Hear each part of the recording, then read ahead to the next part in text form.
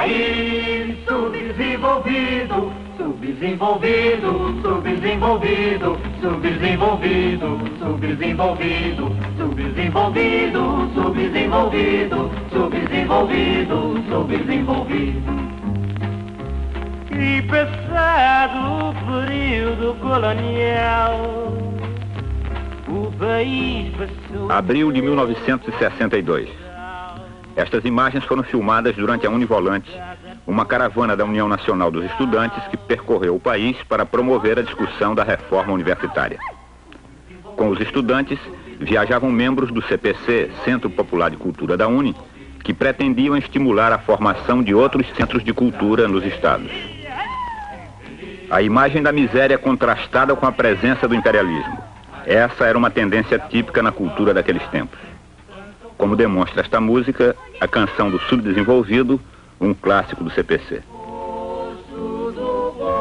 Como integrante do CPC e responsável por estas filmagens, também paguei meu tributo ao nacionalismo da época, indo filmar em Alagoas um campo de petróleo que a Petrobras começava a explorar. Depois de passar por Pernambuco, a Univolante chegou a Paraíba no dia 14 de abril. 2 semanas antes, João Pedro Teixeira, fundador e líder da Liga Camponesa de Sapé, tinha sido assassinado. No dia seguinte à nossa chegada, realizou-se em Sapé, a uns 50 quilômetros de João Pessoa, um comício de protesto contra o assassinato. Elizabeth Teixeira, viúva de João Pedro, compareceu com 6 de seus 11 filhos.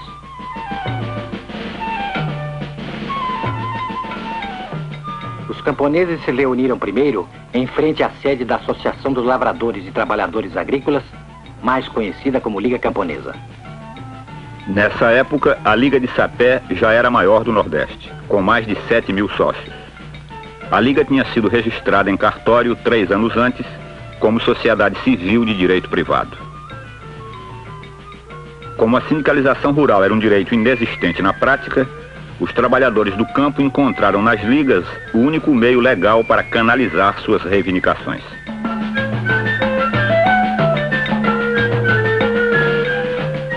Elizabeth Teixeira tinha 37 anos. João Pedro morreu com 44.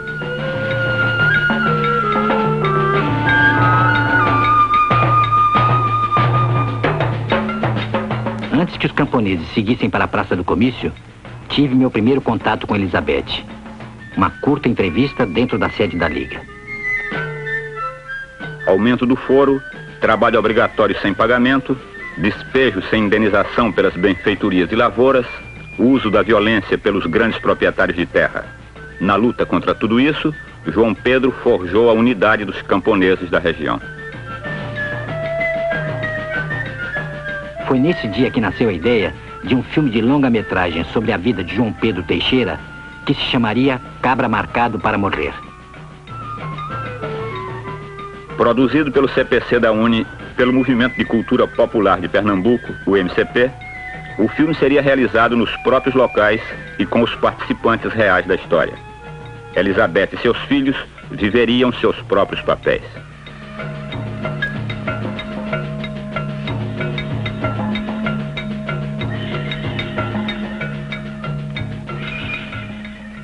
Dois anos depois, tudo estava pronto para começar a filmagem. Mas no dia 15 de janeiro de 1964, houve um conflito perto de Sapé, envolvendo de um lado policiais e empregados de uma usina, e do outro camponeses. 11 pessoas morreram no conflito. A região foi então ocupada pela Polícia Militar da Paraíba, tornando impossível a filmagem no local. Na emergência, fui obrigado a transferir as locações. E encontrei o lugar ideal em Pernambuco, no Engenho Galileia, onde tinha nascido a primeira Liga Camponesa em 1955. Quando chegamos a Galileia, no município de Vitória de Santo Antão, a uns 50 quilômetros de Recife, recomeçamos a preparação da filmagem. Com a autorização da diretoria da Liga e a colaboração dos moradores, escolhemos as locações e os atores. Em 26 de fevereiro de 1964, quando rodamos o primeiro plano de Cabra Marcado para Morrer, contávamos com um elenco de camponeses que podiam dedicar ao trabalho no filme um tempo que lhes pertencia. Eles eram agora donos de suas terras, graças a uma luta de 4 anos que culminou na desapropriação de Galiléia.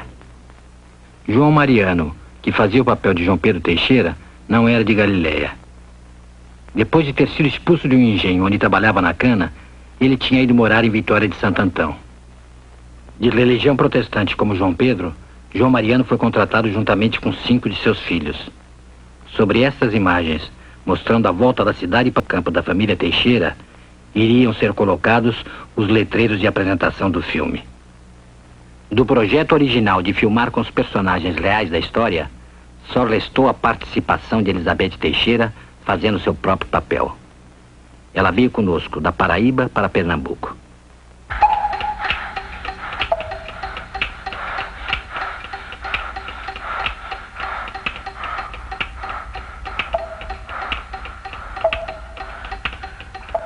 E 35 dias depois do início da filmagem, no dia 1º de abril, o trabalho foi interrompido pelo movimento militar de 64. Apenas 40% do roteiro tinham sido rodados. Galiléia foi invadida pelo exército e os principais líderes camponeses locais foram presos. Também foram presos alguns membros da equipe, mas a maioria conseguiu fugir para o Recife e depois chegar ao Rio de Janeiro. Equipamento de filmagem, negativo virgem, copião, fita magnética, os exemplares do roteiro e as anotações de filmagem, tudo foi apreendido. Mas a maior parte do negativo filmado foi salva, porque já tinha sido enviada ao laboratório no Rio de Janeiro para ser revelada. Sobraram também 8 fotografias de cena, guardadas por um membro da equipe.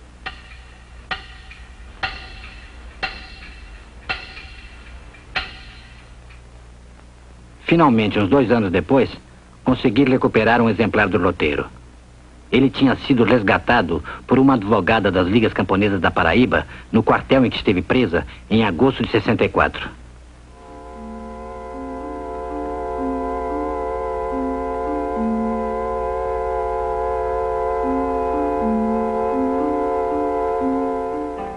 Fevereiro de 1981. 17 anos depois, voltei a Galiléia para completar o filme do modo que fosse possível.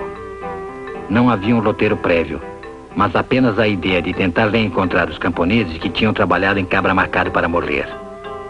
Queria retomar nosso contato através de depoimentos sobre o passado, incluindo os fatos ligados à experiência da filmagem interrompida, a história real da vida de João Pedro, a luta de Sapé, a luta de Galiléia e também a trajetória de cada um dos participantes do filme daquela época até hoje.